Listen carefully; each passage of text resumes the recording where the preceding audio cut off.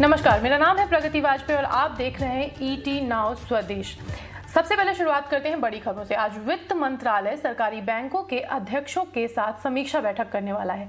इस बैठक में कई अहम सेक्टर्स को मिलने वाले कर्जों और कई सरकारी स्कीम्स की भी समीक्षा हो सकती है। क्या होगा इस बैठक का पूरा एजेंडा, बता रहे हैं मेरे सहयोगी प्रकाश प्रियदर्शी।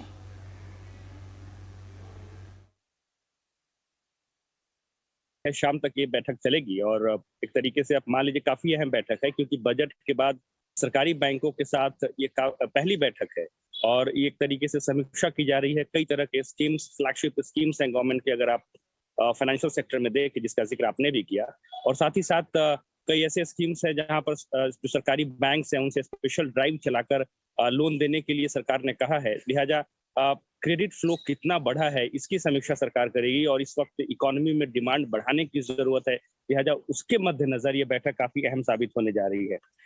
मैं कुछ इंपॉर्टेंट स्कीम्स का नाम ले लूं जो कि आज के एजेंडे में है, जिसमें प्रधानमंत्री जनधन योजना है, सुरक्षा बीमा योजना है, जीवन ज्योति योजना है, स्टैंड अप इंडिया स्कीम है, स्टार्टअप्स वगैरह को ध्यान में रखते हुए तमाम ऐसे स्कीम्स हैं जिसकी चर्चा आज इस बैठक में होने वाली है, जिस पर समीक्षा भी होगी। और इन बातों को ध्यान में रखते हुए कि कैसे आने वाले दिनों में क्रेडिट फ्लो में बढ़ोतरी हो।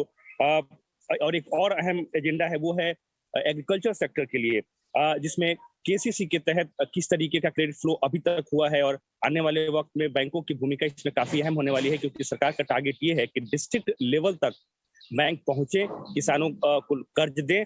इससे एग्रीकल्चर सेक्टर में डिमांड बढ़ाने में सरकार को मदद मिलेगी। इसके अलावा एग्रीकल्चर इंफ्रा फंड एक अहम फंड है, जिसके जरिए सरकार ये कोशिश कर रही है कि ज्यादा से ज्यादा ऐसे किसान जो कि एग्रीकल्चर, जो हार्डकोर एग्रीकल्चर है, उसके अलावा जैसे एनिमल हस्बेंड्री है, फिशरी है, इस सेक्टर में लोग आए और उनको कर्ज मिले। तो इन बातों को ध्यान में रखते हुए आज की ये बैठक काफी अहम होने वाली है। शाम तक ये बैठक होगी और अब ये देखने वाली बात है कि इस बैठक के अंत में किस तरह के नतीजे निकलते हैं, कैसे निर्देश बैंकों को दिए जाते हैं सरकार की तरफ से, इसकी जानकारी हम अपने दर्शकों को देते रहेंगे। थैंक यू प्रकाश, ये पूरी जानकारी हमारे साथ शेयर करने के लिए। अब रुख करते हैं अगली खबर का। डॉक्टर सुमन के बेरी अब नीति आयोग के नए उपाध्यक्ष होंगे। वो राजीव कुमार की जगह लेंगे, जिन्होंने नीति आयोग के उपाध्यक्ष पद से इस्तीफा दे दिया है। डॉक्टर बेरी 1 मई से अपना पदभार संभालेंगे। फिलहाल राजीव कुमार के पद से हटने की वजहों का पता नहीं चल पाया है। जाने माने अर्थशास्त्री राजीव कुमार ने अगस्त 2017 में नीति आयोग के उपाध्यक्ष का पदभार संभाला था। तत्कालीन उपाध्यक्ष अरविंद पनगड़िया के आयोग से हटने के बाद कुमार को यह जिम्मेदारी सौंपी गई थी। सुमन बेरी एक भारतीय अर्थशास्त्री हैं। वो वर्ल्ड बैंक के चीफ इकोनॉमिस्ट भी रह चुके हैं। इसके पहले वो नई दिल्ली में national council of applied economic research के डायरेक्टर जनरल भी रह चुके हैं। मौजूदा समय में वो बेल्जियम की राजधानी ब्रुसेल्स में स्थित एक इकोनॉमिक थिंक टैंक के नॉन रेजिडेंट फेलो हैं। सुमन बेरी ने ऑक्सफोर्ड यूनिवर्सिटी से ग्रेजुएशन किया है और प्रिंसटन यूनिवर्सिटी से पोस्ट ग्रेजुएशन किया है।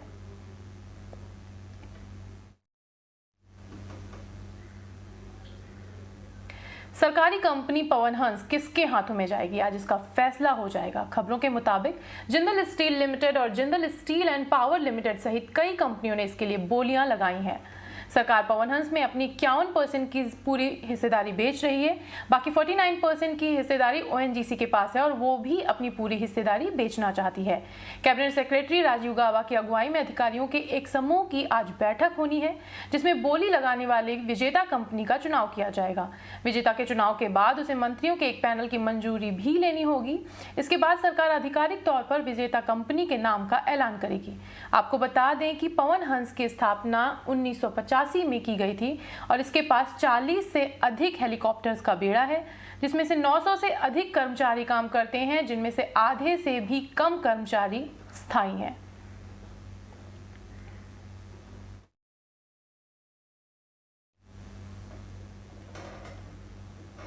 कल प्रधानमंत्री नरेंद्र मोदी जम्मू कश्मीर जाने वाले हैं। पीएम मोदी का यह दौरा कई मायनों में खास है। पहला तो ये कि आर्टिकल 370 के खत्म होने के बाद उनका पहला दौरा है। वहीं यूएई का एक डेलीगेशन भी जम्मू कश्मीर पहुंचा है, जो पीएम मोदी से मुलाकात करने वाला है। इस मुलाकात में क्या होगा, ज्यादा जानकारी देने के लिए चलते हैं हमारे सहयोगी प्रदीप दत्ता के पास। प्रदीप, बताएं कि क्या है आपके पास लेटेस्ट जानकारी।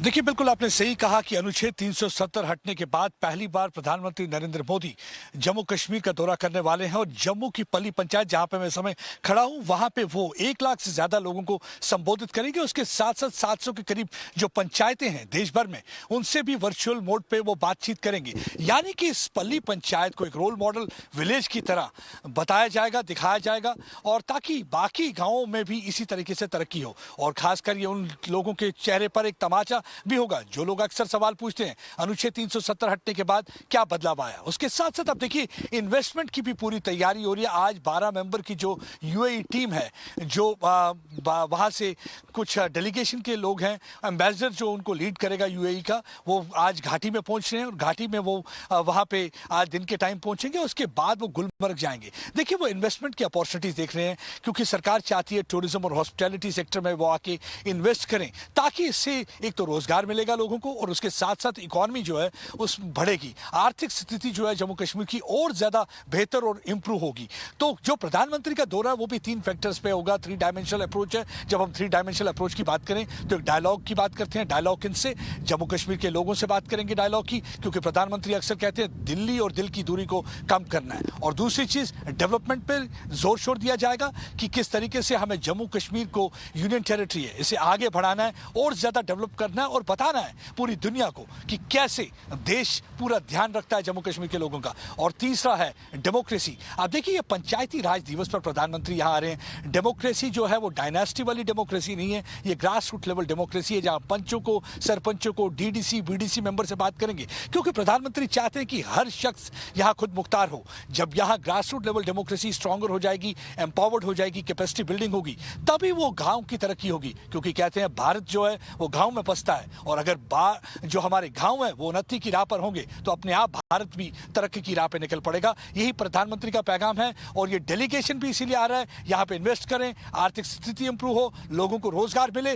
ताकि एक बदलाव आए, एक नया इतिहास रचा जाए जम्मू कश्मीर में, एक नई तस्वीर हो। नया जम्मू कश्मीर जिसे कहते हैं प्रधानमंत्री नरेंद्र मोदी, वो नया जम्मू कश्मीर वो बनाना चाहते हैं। उस जम्मू कश्मीर में जहां आतंकवाद के लिए कोई जगह ना हो, कोई टेररिज्म ना हो, सिर्फ टूरिज्म हो। और हमने देखा है कि टूरिज्म ऑलरेडी कितना ज्यादा बढ़ता हुआ जा रहा है। पिछले 20 दिनों में अगर हम बात करें ट्यूलिप गार्डन में 3.5 लाख के करीब लोग आए और इस बार कहते हैं कि रिकॉर्ड तोड़ नंबर टूरिस्ट जो हैं वादी कश्मीर में आने वाले हैं और अमरनाथ यात्रा के शुरू होते और ज्यादा टूरिस्ट जो है इन्फ्लक्स बढ़ेगा तो इससे और ज्यादा लोगों को रोजगार मिलेगा और ज्यादा पैसा कमाने का मौका मिलेगा और ज्यादा आर्थिक स्थिति उनकी इंप्रूव हो जाएगी। थैंक यू प्रदीप, ये पूरी जानकारी हमारे साथ शेयर करने के लिए। रुख करते हैं इंटरनेशनल मार्केट की तरफ। शुक्रवार को अमेरिकी बाजार में भारी गिरावट देखने को मिली। ब्याज दरें बढ़ने की आशंका और खराब नतीजों के चलते डाउ जोन्स में करीब 1000 अंकों की गिरावट आई। नैस्डैक भी करीब 2.5% की गिरावट देखने को मिली। शुक्रवार का दिन अमेरिकी बाजार के लिए मार्च 2020 के बाद का सबसे खराब दिन रहा। अमेरिकी डॉलर इंडेक्स भी 101 के पार पहुंच चुका है। एशियाई बाजारों की बात करें तो यहां भी शुक्रवार को कमजोरी देखने को मिली। निक्केई करीब 1.5% की गिरावट के साथ बंद हुआ।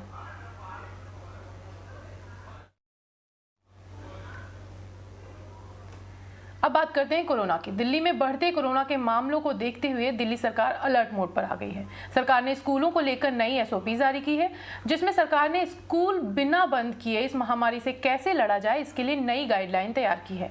क्या है स्कूलों और बच्चों के लिए नए नियम, ज्यादा जानकारी दे रहे हैं हमारे संवाददाता दानिश आनंद। देखिए, दिल्ली सरकार ने आज स्कूल्स के लिए एसओपीज को जारी कर दिया है और रिसेंटली जो डीडीएमए की मीटिंग खत्म हुई थी उसमें ये डिसाइड किया गया था कि स्कूल्स को बंद नहीं किया जाएगा और सरकार एसओपीज को लेकर आएगी और सरकार ने एसओपीज को निकाल दिया है। तो इन एसओपीज के मुताबिक स्कूल्स को ये इंश्योर करना पड़ेगा कि प्रॉपर हाइजीन स्टैंडर्ड्स पूरे स्कूल में मेंटेन्ड हैं। इसके अलावा स्टूडेंट, टीचर्स और स्टाफ किसी को भी थर्मल स्क्रीनिंग के बिना स्कूल्स के अंदर घुसने की अनुमति नहीं दी जाएगी। इसके अलावा बुक शेयरिंग और जहाँ तक लंच शेयरिंग की बात आती है वो भी नहीं किया जा सकेगा। इसके अलावा सरकार ने स्कूल्स को ये डायरेक्शन भी दी है कि सरकार को वैक्सीनेशन को पुश करना है, पर्टिकुलरली उस एज ग्रुप में जिसके लिए एलिजिबिलिटी है एक कोविड जैब के लिए। इसके अलावा क्राउड किसी तरह का गैदर ना हो, चाहे एंट्री के टाइम हो चाहे एग्जिट के टाइम हो। सरकार ने आदेश दिया है स्कूलों को कि उनको क्राउड बिल्कुल भी गैदर नहीं होने देना है। तो कुल मिला के अगर देखा जाए तो सरकार ने डिटेल्ड एसओपी निकाल दी है ताकि स्कूल्स जो हैं वो नॉर्मली फंक्शन करे जा सकें और स्टूडेंट्स की जो एजुकेशन है वो बिल्कुल भी यहाँ पर ना हो।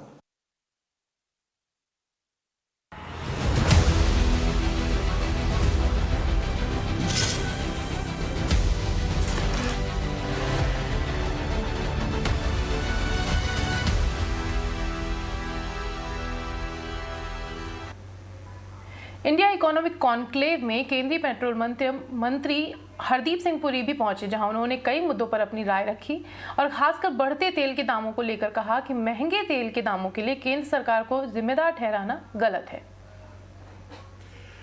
How serious is the oil situation? I can tell you two things. Total number of oil available in the world and the total demand is not going to change very much. But the prices are high for a simple reason that those who can impact the prices, and you know whom I'm referring to, they have chosen for some reason to retain supplies at a slightly lower level than the demand, which means prices are high. Now, if you've seen the pendulum swing from $19.56 a barrel in April of 2020 to it had gone up to $132 a barrel, it's a very serious thing. How is India managing? And that is your question. Again, with due humility and I would say some far-sightedness, the Prime Minister has ensured, that there is enough oil available, oil and gas. That's the first point, which is in marked contrast to countries where it's not available. Now, I don't want to startle your colleagues, your audience, but you know how many people go to the petrol pump every day? 6 crore. 60 million people go to Indian retail outlets to tank up every day. Our daily consumption is 5 million barrels, daily consumption. I can give you the refining consumption, all that. We will survive this. What we need to do is just to make sure that the hard-headed decisions which the center needs to take and the states need to take are in consonance. Because I'll tell you something, No, hard decisions, you mean price rise? No. Increases in prices beyond the 110 rupees a litre. You know, And you were saying that I the United States of America has a 46-year high, so we are competing with them? no. I have always wished that you and I could exchange jobs because yours is so much easier. I have always maintained that prices, madam, were deregulated when the Congress government took a decision on petrol in 2010 and diesel in 2014. We took the decision. Deregulation means that the price at the bunk will be determined by the cost, by the price prevailing in the international market, the cost of freight, insurance, and the exchange rate. Now, the issue is, on top of that, the center collects an excise and the states collect some VAT.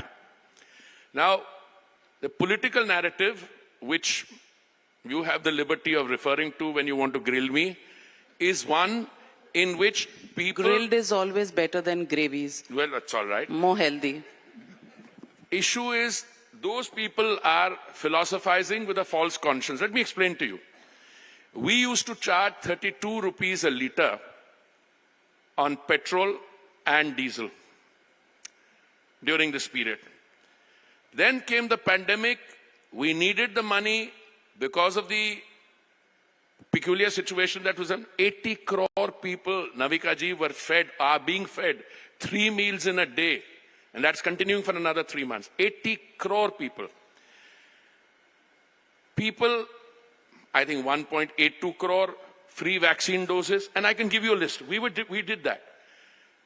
Our BJP states reduced their VAT, corresponding with the centers, and the prices came down.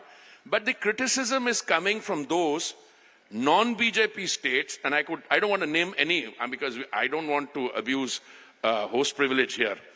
I mean, you charge something like 35% VAT and a little more. I have one. I'll only give you one statistic, and I won't tell you whom it belongs to. Home state when... No, I didn't say... When you say home state, No, I didn't say... You're in Mumbai. Your home state could be Bihar, mine but could you be said Punjab. home state privilege where you're visiting, so you're talking about Maharashtra. I didn't say it. One state charges 26% VAT plus rupees 10.12 liter additional tax. Right? Now, if you are charging 26 or 30, another one is charging 31%, another one is charging 32%, somebody is charging even higher, which means if the international price is $50 a barrel, which it was ages ago, you were still charging 32%. If it is now $100 a barrel, you're still charging 32%. So they're making a killing. I can understand. You need that revenue for your... But explain to me, how can you at the same time bring down the duty on imported liquor from 300% to 150?